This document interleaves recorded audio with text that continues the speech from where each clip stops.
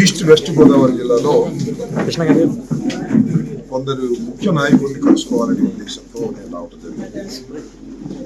నిన్న ద్వారకా తిరుమలలో వెంకటేశ్వర స్వామి దర్శనం చేసుకుని కాపు కళ్యాణ మండపంలో మా సోదరులు ఏర్పాటు చేసిన సమావేశంలో మాట్లాడడం జరిగింది.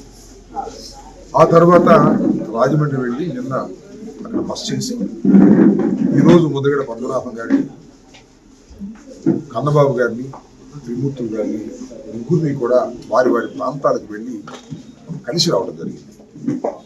వీరందరినీ ప్రధానంగా కలవడానికి కారణం ఏంటంటే, నా మీద ఫాల్స్ కేసెస్ పెట్టి నా ఇంటి మీద దాడి చేసి నన్ను జైల్లో పెట్టి హింసించినటువంటి సందర్భంలో మిత్రులందరూ కూడా నన్ను పలకరించడానికి వచ్చారు, జైల్లోకి వచ్చారు, ఇంటికి వచ్చారు.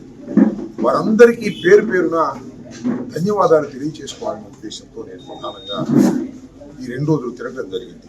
నన్ను ఎవరైతే పలకరించారో, ఎవరైతే నాకు అండగా ఉన్నారో వారందరినీ కూడా రాబోయే కాలంలో కలుసుకునేటటువంటి ప్రయత్నం చేస్తాను. దానితో పాటు న్యాయ పోరాటం కూడా చేయబోతున్నాను. నన్ను హింసించినటువంటి పోలీసు అధికారులు, నా ఇంటి మీద దాడి చేసినటువంటి వ్యక్తుల్ని కేసులు సక్రమంగా పెట్టకోకుండా వారికి రక్షణ కల్పించినటువంటి పోలీసు వ్యవస్థలోని ఉన్నతాధికారుల మీద, వీళ్ళందరి మీద యాక్షన్ తీసుకొని సరైనటువంటి కేసులు పెట్టే విధంగా న్యాయస్థానాల ద్వారా వారికి ఆర్డర్స్ వచ్చే విధంగా న్యాయ పోరాటం చేస్తారని కొన్ని సందర్భంగా నేను చెప్పదలుచుకున్నాను. నా న్యాయ పోరాటంతో పాటు ప్రజల మధ్యన కూడా ఉండి ప్రజల మద్దతుతో ఈ కూటమి ప్రభుత్వం మీద పోరాటం చేయాలనేటువంటి తలంపుతో ఉన్నాను. జరిగింది అన్యాయం, ఘోరం, క్రూరం. ఇప్పుడు జరగలేనండి చరిత్ర. పోలీసులు, తెలుగుదేశం పార్టీ ఏకమైపోయి దారుణమైనటువంటి దాడులు చేశారు, దాడి చేశారు.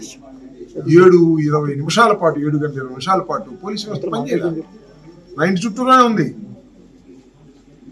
నా ఇల్లు పగలగొడుతున్నా, నా ఆస్తులు ధ్వంసం చేస్తున్నా, పెట్రోల్ బాంబు విసురుతున్నా, పలుకులతో గోడలు పగలగొడుతున్నా పోలీసులు ప్రేక్షక పాత్ర వహించారు. ఇది చాలా దురదృష్టకరమైనటువంటి పరిణామం. ఇది ఒక దుష్ట సాంప్రదాయం.